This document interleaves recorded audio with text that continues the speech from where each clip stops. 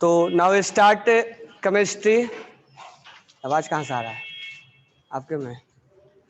तो हमने कल आपको स्टार्ट किया था ईएमआर, जिसमें टॉपिक था हमारा क्वांटम थ्योरी ऑफ रेडिएशन, जिसको हम प्लैंक क्वांटम थ्योरी के नाम से जानते हैं। तो मेरे को ये बताओ कि प्लैंक क्वांटम थ्योरी पढ़ क्यों रहे हम? तो ईएमआर के अंदर कुछ लिमिटेशन आ गया। क्या लिमिटेशन आ गया? ईएमआर के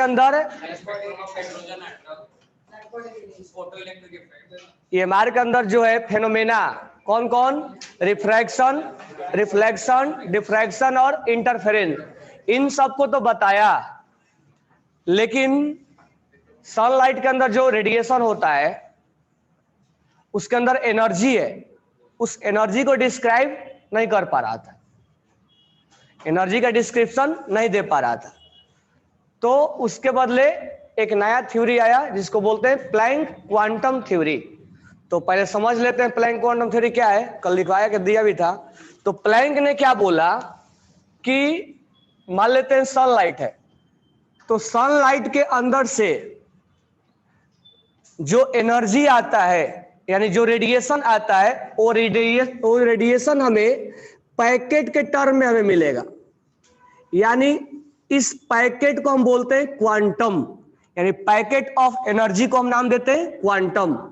तो इसका नाम दिया प्लैंक ने पैकेट ऑफ एनर्जी। और ये मान लो हम सोलर पैनल हमने रखा, तो ये पैकेट इस पैनल से टकराया, एनर्जी ट्रांसमिट हुआ, फिर गैप आया, फिर ये पैकेट टकराया, एनर्जी ट्रांसमिट किया, फिर गैप आया। तो उसने ये बोला कि जो पैकेट ऑफ एनर्जी है, जो क्वांटम है, जिसको क्वांटा बोलते हैं, वो कंटिन्यूअस एनर्जी ट्रांसफर नहीं करता है। उसके अंदर क्या होता है? डिसकंटिन्यूअस होता है। समझ में आ गया? यानी प्लैंक ने इस चीज को डिस्क्राइब किया कि कोई भी ईएमआर है उसके अंदर जो पैकेट ऑफ एनर्जी है उसको हम क्वांटम के नाम से जानेंगे। यानी packet of energy, packet of energy जिसको हम क्या बोलेंगे? क्वांटम। इसको हम क्वांटम के नाम से जानेंगे। और इस पैकेट ऑफ एनर्जी के अंदर जो ये एनर्जी प्रोवाइड करेगा वो डिसकंटिन्यूअस होगा। एक इससे कोलाइड होगा, फिर गैप आएगा, फिर कोलाइड होगा, गैप आएगा, यानी डिसकंटिन्यूअस एनर्जी ट्रांसमिट करते हैं। और यही चीजें ईएमआर में मैक्सवेल नहीं बता रहा था। समझ में आ गया? अब बात रहा इस एनर्जी का वैल्यू क्या होगा। तो उसने बोला कि जो एनर्जी होगा, और ये एनर्जी हम एक क्वांटम का निकाल रहे हैं, यानी एक पैकेट का हम एनर्जी निकाल रहे हैं।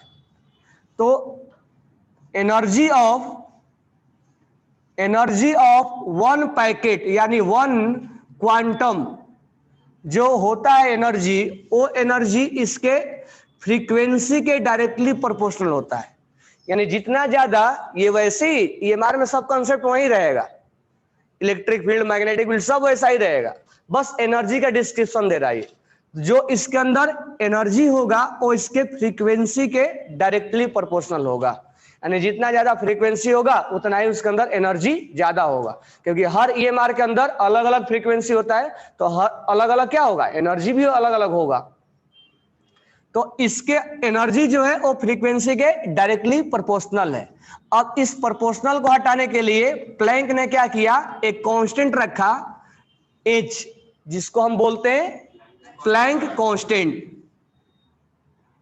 प्लैंक कांस्टेंट, और जिसका वैल्यू होता है 6.6 इंटू 10⁻34 जूल सेकेंड। और अर्ग में होता है, ज्यादा हम इसी को यूज करेंगे, 6.6 इंटू 10⁻27, ये अर्ग में होता है, अर्ग सेकेंड। तो ज्यादा हम इसको जूल वाला यूज करेंगे। तो एनर्जी इक्वल टू हो गया H न्यू, यानी एक पैकेट का एनर्जी हुआ, ये सारे पैकेट का एनर्जी नहीं बता रहा, एक पैकेट यानी एक क्वांटम का एनर्जी हुआ। ठीक है? अब हम यहां से एच न्यू को, न्यू के बदले हम ये लिख सकते हैं, न्यू इक्वल टू होता है सी अपॉन लेमडा, यानी हम एनर्जी न्यू के जगह पे ये पुट कर सकते हैं एच सी अपॉन लेमडा।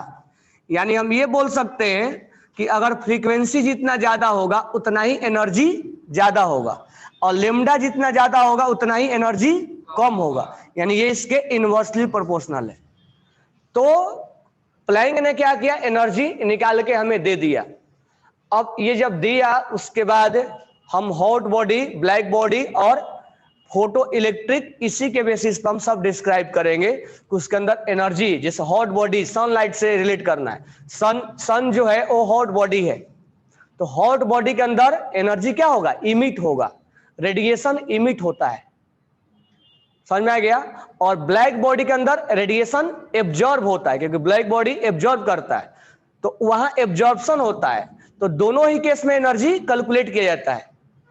अब हॉट बॉडी जैसे है, अब ऐसे मान सकते हैं जैसे हम घर के अंदर कंटेनर को हीट कर रहे हैं, तो हीट करने के बाद उसमें ईएमआर निकलता है। अगर मान लो आयरन को तुम हीट कर रहे हो, तो हीट करते हो तो उसके अंदर ईएमआर निकलेगा, और वो ईएमआर अलग अलग कलर में दिखाई देता है। जब हम स्टार्टिंग में आयरन हीट करते हैं तो क्या होता है, रेड कलर होता है, फिर येलो कलर हो जाता है, फिर ऑरेंज कलर हो जाता है, फिर उसके अंदर ब्लू कलर दिखाई देने लगता है, तो डिफरेंट डिफरेंट कलर दिखाई देने लगते हैं, तो अलग अलग ईएमआर उसके अंदर इमिट होता है, तो वो हॉट बॉडी है। तो हॉट बॉडी ईएमआर क्या करता है, इमिट करता है, और ब्लैक बॉडी एब्जॉर्ब करता है। तो दोनों ही केसेज में एनर्जी का कैलकुलेशन होता है, और वो energy equal to h nu होता है, या equal to h c upon lambda होता है, समझ में आ गया। और ये जो होगा वो लेमडा पे डिपेंड करेगा, एनर्जी फ्रीक्वेंसी पे डिपेंड करेगा। हम 1 अपॉन लेमडा के बदले क्या लिख सकते हैं, वेव नंबर, तो यहाँ न्यू बार भी लिख सकते हैं, तो वेव नंबर पे डिपेंड करेगा, लेकिन एनर्जी इंटेंसिटी पे डिपेंड नहीं करेगा। इसको हम आगे अभी डिस्क्राइब करेंगे कि फोटो इलेक्ट्रिक में डिस्क्राइब करेंगे, यानी इन्हीं के बेसिस पे फोटो इलेक्ट्रिक, ब्लैक बॉडी और हॉट बॉडी डिफाइन होगा। तो this one is energy of one quantum, और वैल्यू क्या होगा, एच सी अपॉन लेमडा। कल इतना लिखवाया था ना, कल इतना लिखवा के दिया था ना, इसमें से नहीं लिखे हो तो नोट डाउन करना, फिर हम आगे बात करते हैं। वॉल्यूम निकाल लो, पेज नंबर 8 या 9, कल इतना लिखवा के दिया था ना। तो प्लैंक ने क्या बताया, क्लियर हो गया। प्लैंक ने ईएमआर के अंदर एनर्जी को क्या किया, डिस्क्राइब किया, और वो एनर्जी का वैल्यू कितना आया, h c upon lambda equal to h c upon lambda. और ये एच सी अपॉन लेमडा एक फोटोन का एनर्जी है, कितने का एनर्जी है, एक फोटोन का, सॉरी एक क्वांटम का, जिसको हम बाद में फोटोन भी बोलेंगे। तो this one is energy of how our frequency are different from quantum, different even same source of sun। वो एनर्जी अलग अलग होगा, तो इसलिए वो फ्रीक्वेंसी भी अलग अलग होगा, क्योंकि फ्रीक्वेंसी और एनर्जी अलग अलग वो एक दूसरे से रिलेट कर रहा है। एनर्जी अलग अलग इमिट करेगा तो फ्रीक्वेंसी भी अलग अलग होगा।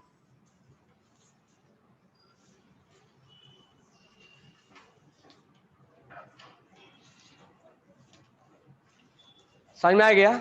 तो ये ऐसे भी इसमें देखोगे, ऐसे भी बना के दिया हुआ है, किसमें, सिंगेज में। तो ये पैकेट ऑफ एनर्जी है, और ये डिसकंटिन्यूअस होंगे। तो दो वर्ड याद रखना है, प्लैंक ने एनर्जी के बारे में डिस्क्राइब किया, और energy is directly proportional to frequency, और उस एनर्जी का वैल्यू होता है एच न्यू, यानी एक क्वांटम के अंदर एच न्यू होगा, एक के अंदर, और इसी के बेसिस पे सब कुछ डिफाइन हो जाएगा, black body, photo electric effect और हॉट बॉडी। अब ध्यान देना यहां पे, मान लो ये सोलर पैनल है, तो एक के अंदर तो एनर्जी इतना है, तो 10 के अंदर एनर्जी कितना होगा, 10। तो कहने का मतलब है अगर n क्वांटम टकराया तो टोटल एनर्जी कितना हो जाएगा, n total equal to n NH nu, यानी टोटल एनर्जी जो हो जाएगा NH न्यू होगा।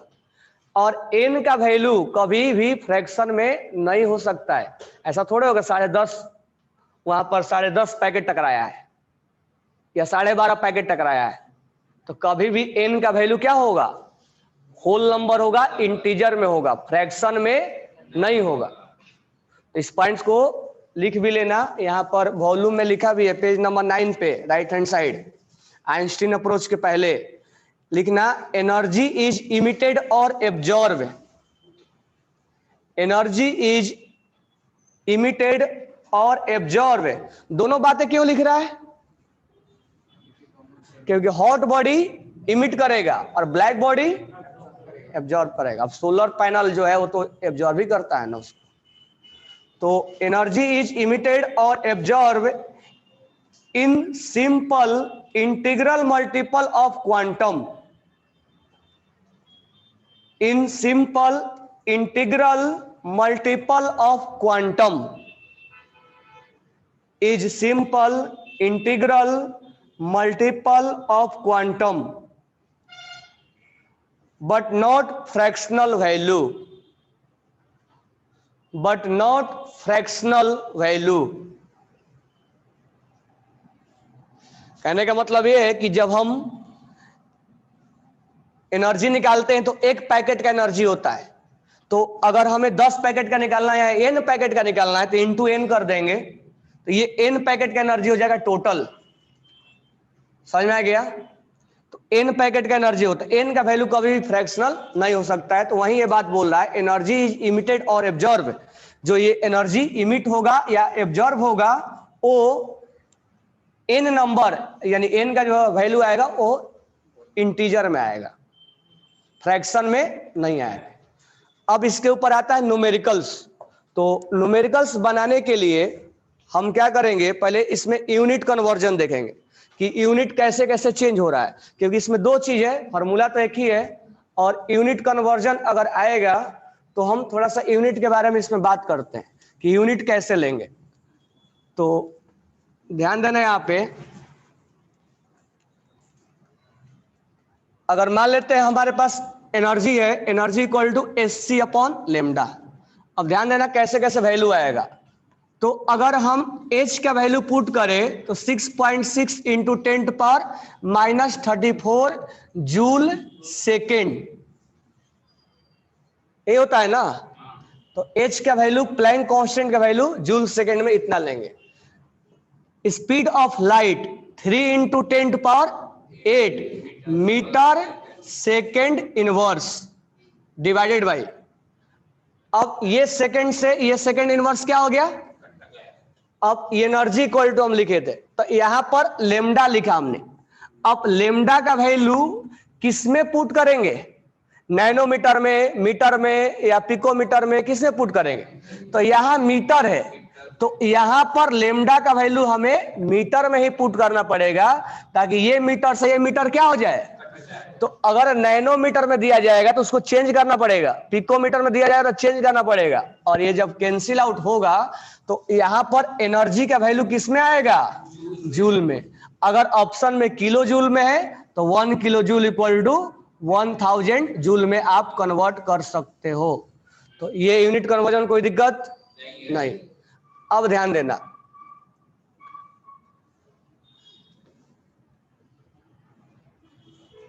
चलो एक शॉर्टकट वो तो आइंस्टीन हम लिखवाएंगे। ये क्लियर हो गया ना, कोई डाउट नहीं है इसमें, तो लिख लो एक बार यूनिट कन्वर्जन। अब एक चीज और देख लेना, कभी कभी ये देगा कि 100 वाट का बल्ब है, ठीक है, तो वाट को किस में लिख सकते हो आप, हाँ, जूल पर सेकेंड। कभी कभी नंबर ऑफ क्वांटम पूछता है तो वाट को आप जूल पर सेकेंड में लिखोगे। तो यूनिट रख के ध्यान में रखना है।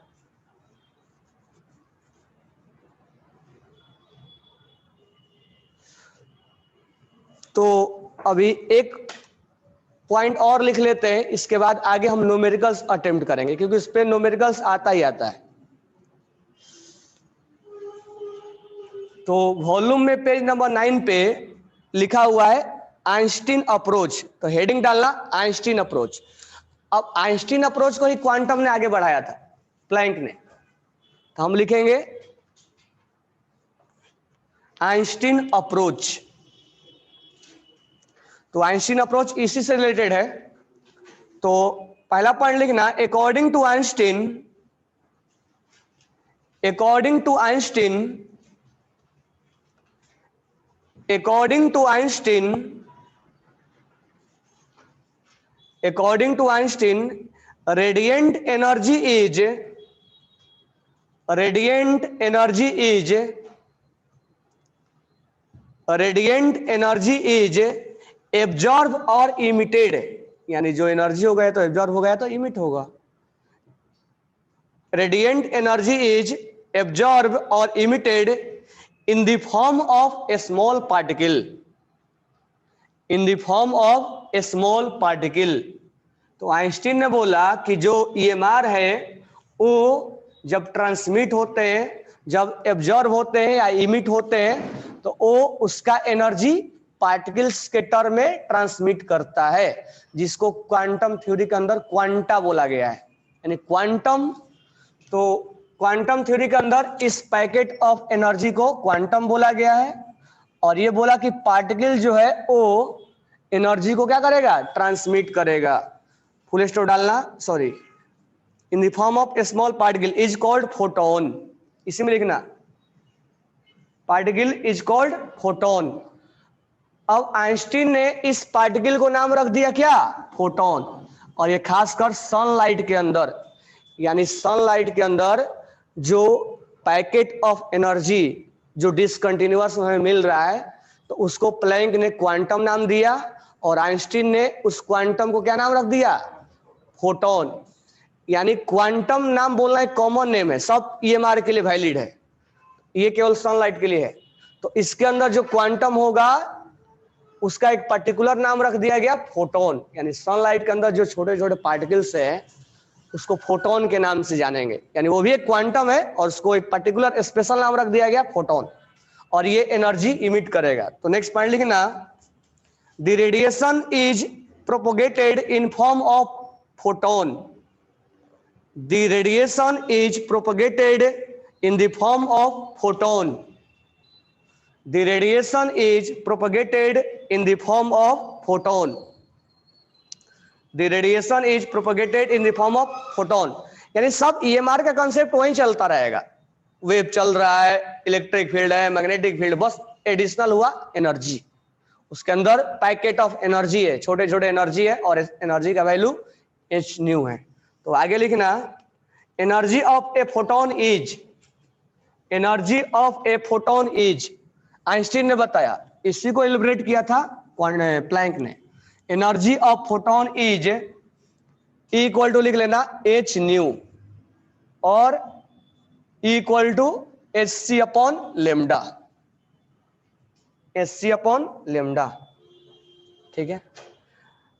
अब यहां पर एक अप्रोच करने के लिए एच का वैल्यू हम तो जानते हैं और सी का वैल्यू हम जानते हैं, तो एक शॉर्टकट बनाया जाता है। यहाँ पे शॉर्टकट में 12,400, 12,375 लिखता है, 400 भी लिख सकते हो, और यहाँ पर लेमडा। अब ये मत सोचना कि आइंस्टीन का ये नया फॉर्मूला, नहीं, इसको वैल्यू पुट करके शॉर्टकट बनाया गया, ट्रिक, मतलब शॉर्टकट ट्रिक है। और यहाँ पर अगर लेमडा आप एंगस्ट्रॉम में पुट करोगे तो ये वैल्यू इलेक्ट्रॉन वोल्ट में गिरेगा, यानी एनर्जी का वैल्यू जूल में नहीं आएगा, इलेक्ट्रॉन वोल्ट में आएगा। तो ये शॉर्टकट कभी भी मतलब बना सकते हो, ज्यादा कैलकुलेशन नहीं करना है तो अगर इसको एंगस्ट्रॉम में रखोगे तो ये इलेक्ट्रॉन वोल्ट में आएगा। और 1 इलेक्ट्रॉन वोल्ट में कितना जूल होता है,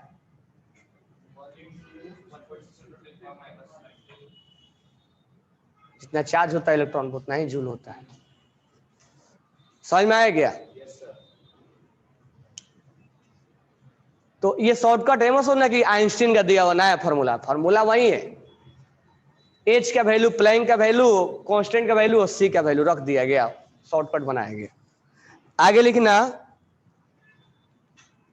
energy of 1 mole photon, energy of 1 mole photon,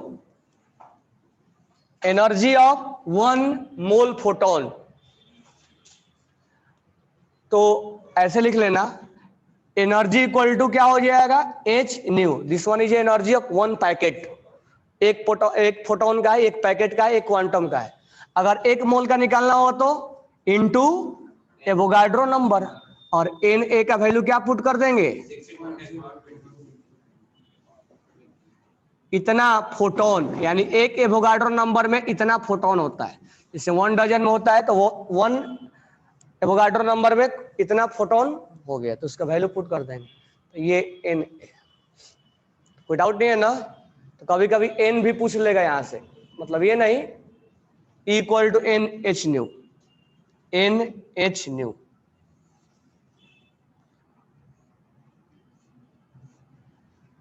तो यूनिट पुट करना आ गया, एन का वैल्यू पूछेगा, एक मोल पूछेगा, 10 कितना ही पूछे हम निकाल लेंगे, ठीक है। नेक्स्ट लिखना, energy is directly proportional, energy is inversely proportional to, energy is inversely proportional to wavelength, energy is inversely proportional to wavelength, energy is inversely proportional to wavelength, energy is inversely proportional to wavelength. अगर एक का energy दे रखा है ready, एक EMR का energy दे रखा है और दूसरे का दे रखा है, बोला है कि लेमडा का रेशियो निकालो, तो क्या हो जाएगा, लेमडा 2 अपॉन होगा ना, क्योंकि E1 इक्वल टू क्या हो जाएगा, SC अपॉन लेमडा 1, और E2 इक्वल टू क्या हो जाएगा, SC अपॉन लेमडा 2। SC से SC क्या हो जाएगा, तो ये हो जाएगा E1 upon E2 equal to lambda 2 upon lambda 1। तो इसी अप्रोच को प्लैंक ने आगे बढ़ाया। अब इसी के बेसिस पर हम पढ़ लेंगे photo electric effect, black body और हॉट बॉडी। तो इससे पहले पढ़ाएं ब्लैक बॉडी और फोटो इलेक्ट्रिक, उससे पहले क्या करो, न्यूमेरिकल्स अटेम्प्ट करो। तो न्यूमेरिकल्स WE13 से लेके WE19 तक क्वेश्चन लिखना है तो लिख सकते हो, अदरवाइज डायरेक्ट नंबर डाल के उसको बनाओ।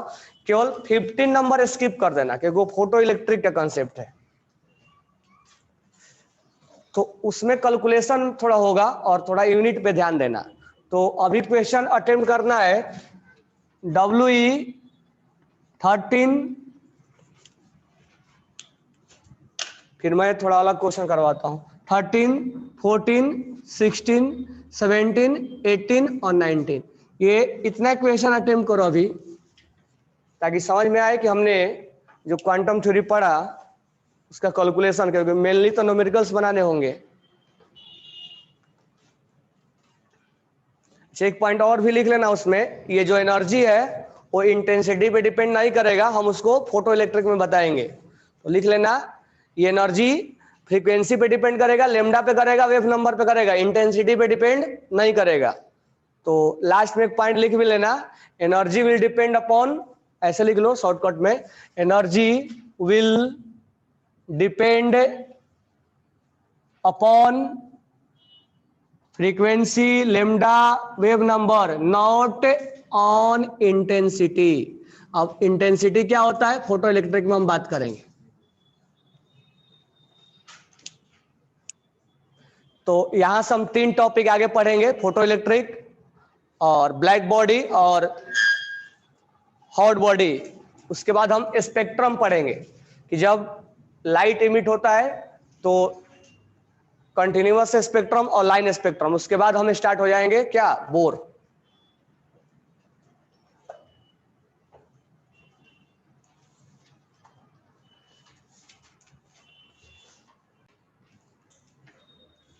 तो यहां पर निकालना हमें एनर्जी, तो H और C का वैल्यू और लेमडा का वैल्यू मीटर में पुट कर देंगे, आ जाएगा शॉर्टकट में 12,400 upon 5,000 angstrom energy electron volt में आएगा।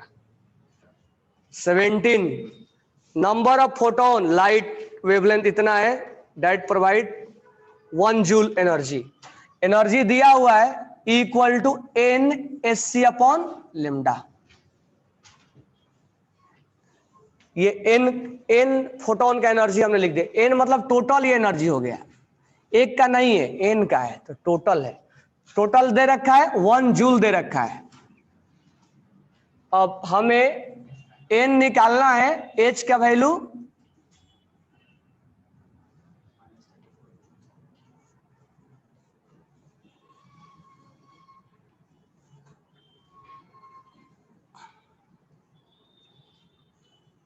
अब लेमडा, तो ये सेकंड से सेकंड गया, ये जूल से जूल गया। अब एन निकालना है तो लेमडा को किस में रखना पड़ेगा, मीटर में। तो 5000 दे रखा है ना, 4000 दे रखा है। पिकोमीटर में है 12, ये मीटर आ गया। अब यहां से हम एन कैलकुलेट कर लेंगे, एन कैलकुलेट कर लेंगे। तो इसमें थोड़ा सा करेक्शन है शायद,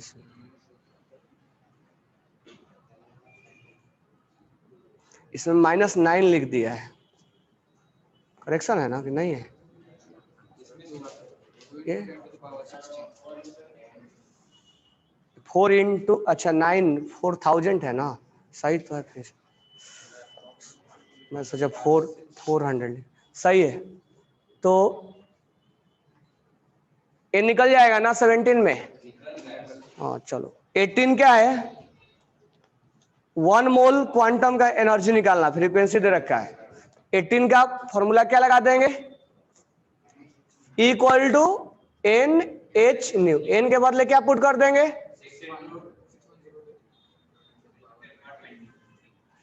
एच का वैल्यू पुट कर देंगे, और न्यू का वैल्यू दिया है 5 इंटू न्यू का वैल्यू पुट कर देंगे, एनर्जी आ जाएगा।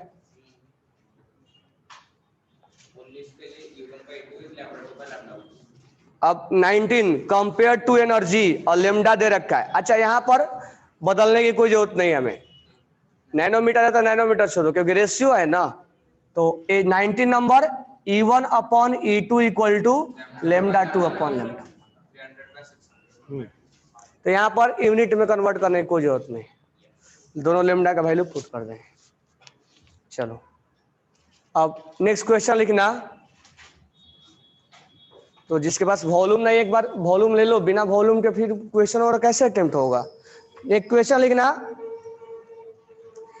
ए नियर अल्ट्रा वायलेट फोटोन, ऐसे लिखो, a ultra violet photon, a ultra violet photon मतलब अल्ट्रा वायलेट रेडिएशन के अंदर जो पार्टिकल्स है उसको बोल दिया ultra violet photon, of 300 nanometer, of 300 nanometer is absorbed by a gas, मतलब गैस ने उसको रेडिएशन को एब्जॉर्ब किया। 300 nanometer is absorbed by a gas, then re-emitted, यानी ये गैस के मॉलिक्यूल्स है और 300 नैनोमीटर के फोटोन को एब्जॉर्ब किया। एब्जॉर्ब करने के बाद वो गैस 2 फोटोन वहां से निकाला, re-emitted 2 photon, re-emitted 2 photon, 1 photon is red, 1 photon is red. पढ़े होंगे कि हॉट जो गैसेज होते हैं उसमें से लाइट इमिट होता है, क्यों, इलेक्ट्रॉन्स का जंपिंग। तो स्पेक्ट्रम में हम बात करेंगे। 1 photon is red with wavelength 760 nanometre, 760 nanometre. what would be wavelength of, sorry, what would be wave number of, what would be wave number of second photon, what would be wave number of second photon। जो नहीं लिखो फिर से बोल दे रहा हूं, लिख लो। A ultra violet photon of 300 nanometer, of 300 nanometer is absorbed by a gas, मतलब एक अल्ट्रा वायलेट रेडिएशन को एक गैस ने 300 नैनोमीटर है उसको क्या किया, एब्जॉर्ब किया। देन री इमिटेड, यानी उस गैस ने री इमिटेड किया, वो 2 फोटोन निकाला, reemitted as 2 photon, full stop लगाना। 1 photon is red, 1 photon is red with wavelength 760 nanometer, 760 nanometer.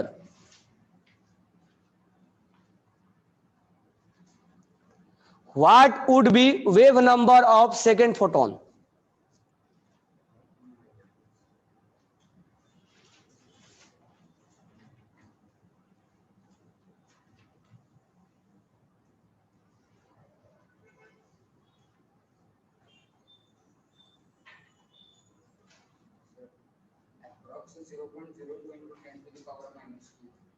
Minus, बरोबर, अप्रॉक्स नहीं है, वही आंसर है, 2.02 इंटू 10⁻³ है।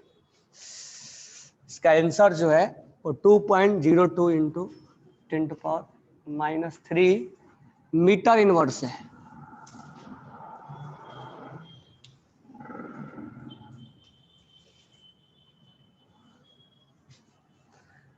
तो एक गैस है, वो अल्ट्रावायलेट रेडिएशन को एब्जॉर्ब किया, आफ्टर एब्जॉर्प्शन उस गैस ने 2 फोटोन यानी 2 अलग अलग रेडिएशन के लाइट इमिट किया।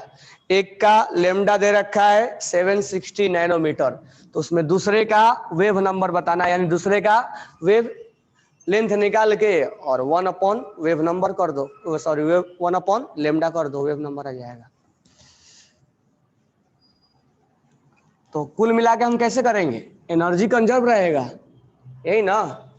तो 300 नैनोमीटर ये गैस है, दिस वन इज गैस, इसने 300 नैनोमीटर का एनर्जी को, फोटोन को एब्जॉर्ब किया।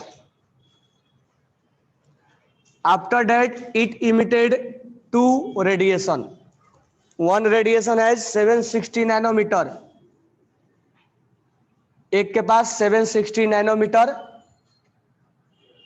वेवलेंथ है। तो इसका हमें पहले लेमडा निकाल देंगे हम, हालांकि वेव नंबर निकालना है तो अब लेमडा निकाल देंगे। तो कुल मिला के हम क्या बोलेंगे कि यहाँ का एनर्जी और यहाँ के सम एनर्जी, क्योंकि जितना देंगे उतना ही एनर्जी इमिट करेगा ना, जितना एनर्जी इसने गेन किया उतना ही एनर्जी यहाँ से इमिट करेगा ना।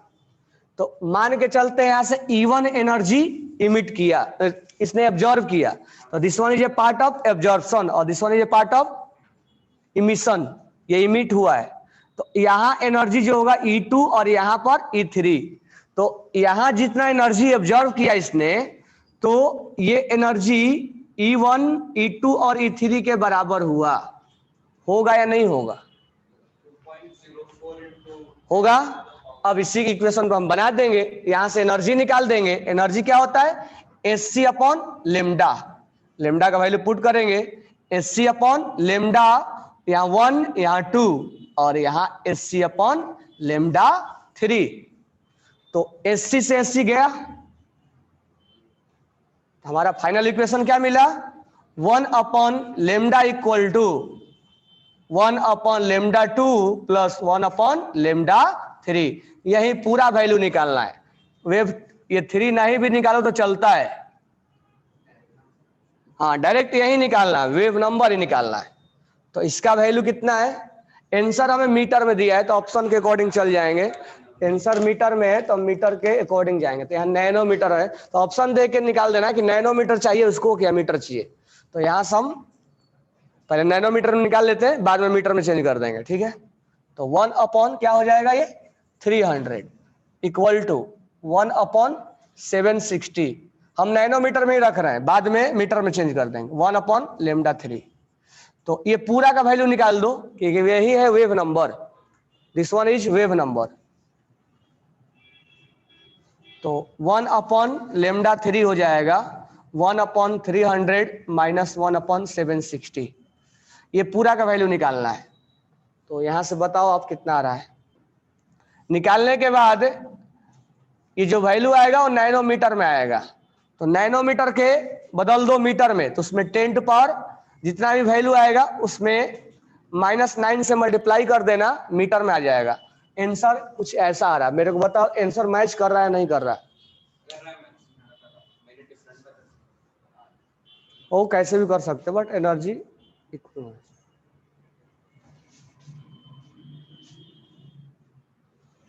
ये समझ में आया?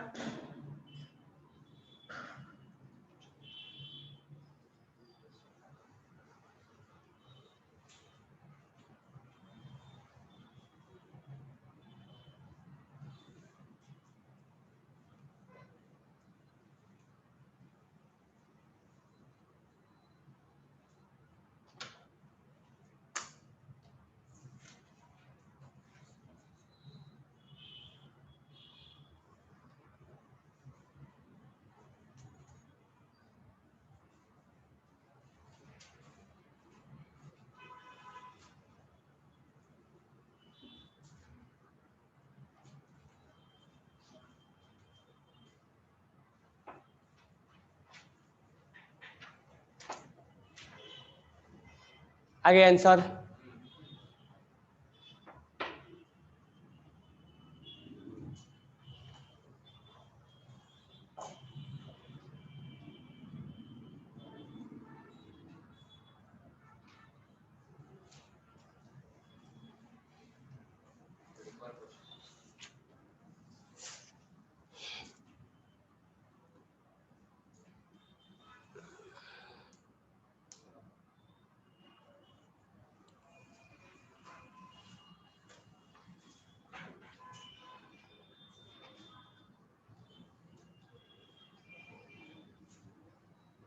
लिखना। ये आ गया सबको? किसी को डाउट नहीं है ना? कंसेप्ट तो आसान है, बस क्या है इसमें थोड़ा कैलकुलेशन है। हाँ, कंसेप्ट में तो कोई प्रॉब्लम नहीं है ना, बाकी कैलकुलेशन देख लेना है। यूनिट कन्वर्जन में लास्ट में नैनोमीटर को मीटर में बदल देंगे।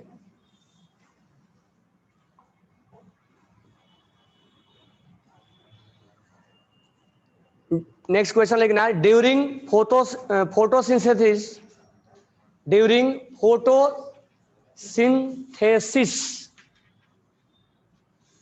During photosynthesis chlorophyll absorb, during photosynthesis chlorophyll absorb light of wavelength, light of wavelength, chlorophyll sunlight को एब्जॉर्ब किया और उस एब्जॉर्ब किया उसका वेवलेंथ है 440 nanometre, 440 nanometre, and emit light of wavelength, and emit यानी जो क्लोरोफिल ने एब्जॉर्ब किया है उसने भी एक रेडिएशन इमिट किया, emit light of wavelength 670 nanometre, 670 nanometre, 670 nanometre. What is the energy available, what is the energy available, what is the energy available for photosynthesis, what is the energy available for the photosynthesis। और इसमें एक point और भी लिखना, from the absorption emission, from the absorption emission, for the absorption emission of 1 mole photon, यानी जो भी absorb हुआ है 1 मोल हुआ है और जो भी इमिट हुआ है 1 मोल हुआ है। तो आपको बताना है, जैसे क्लोरोफिल ने यहां से एनर्जी एब्जॉर्ब किया और कुछ एनर्जी इमिट किया, मतलब कुछ लेमडा इमिट किया, लेमडा 1 दिया हुआ है, लेमडा 2 दिया हुआ है। तो अपने पास कितना एनर्जी को रख लिया है क्लोरोफिल ने फोटोसिंथेसिस कराने के लिए? इसके पास रिमेनिंग एनर्जी क्या है? जो भी एनर्जी बताओगे आप 1 मोल के लिए बताओगे।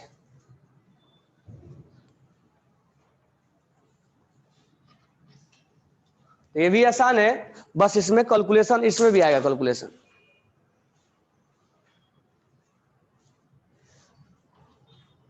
कंसेप्ट क्या होगा? चेंज इन एनर्जी, कितना एनर्जी का चेंजेज आया। तो ये E1 है और दिस वन इज E2, तो कितना अपने पास रखा होगा? तो delta E, E2 minus, sorry E1 minus 10 absorb किया, 5 रिलीज कर दिया, तो कितना बचाया होगा? 5। तो इसमें से, इस एनर्जी में से इसको माइनस कर देंगे। मान लो 20 एब्जॉर्ब किया हमने और 5 रिलीज कर दिया, तो कितना हमने बचाया? वही पूछ रहा है, तो एनर्जी का डिफरेंस निकाल देना है। E1 माइनस E2, E1 कैसे निकालेंगे? n बोले तो Avogadro number, n hc upon lambda minus na hc upon lambda 2। तो इसको आप क्या कर लो, कॉमन निकाल लो, na hc को कॉमन निकाल लो, 1 upon lambda 1 minus 1 upon lambda 2। बस वैल्यू रख के और कैलकुलेट कर देना है।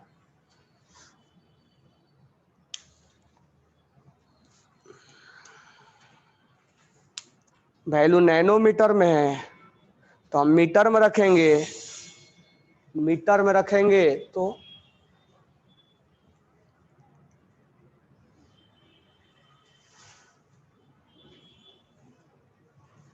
क्वेश्चन, मैं डेटा ही लिख दे रहा हूं, रिपीट।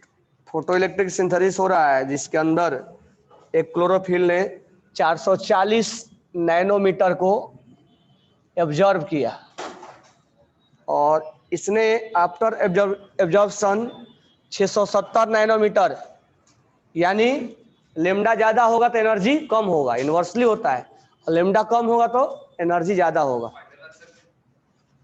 तो इसका एनर्जी में से इसका एनर्जी माइनस कर दें, कितना आ रहा फाइनल आंसर बताओ? क्या जूल, किलो जूल क्या आ रहा है? तो आंसर यहाँ पर मीटर में पुट करेंगे तो यहाँ पर आंसर जूल में आएगा, और इसका जो एक आंसर है मतलब जूल में भी है और किलो जूल में भी है। इसका आंसर 93.3 किलो जूल पर मोल है, ये इसका आंसर है। तो बस कैलकुलेशन रह गया है। कंसेप्ट समझ में आ गया ना? तो कैलकुलेशन थोड़ा घर से करना। कल हम पढ़ाएंगे photo electric, sorry photo electric effect, वो ज्यादा इंपॉर्टेंट है। उसके बाद ब्लैक बॉडी पढ़ाएंगे, हॉट बॉडी पढ़ाएंगे, उसके बाद स्पेक्ट्रम पढ़ाएंगे, फिर बोहर में आ जाएंगे।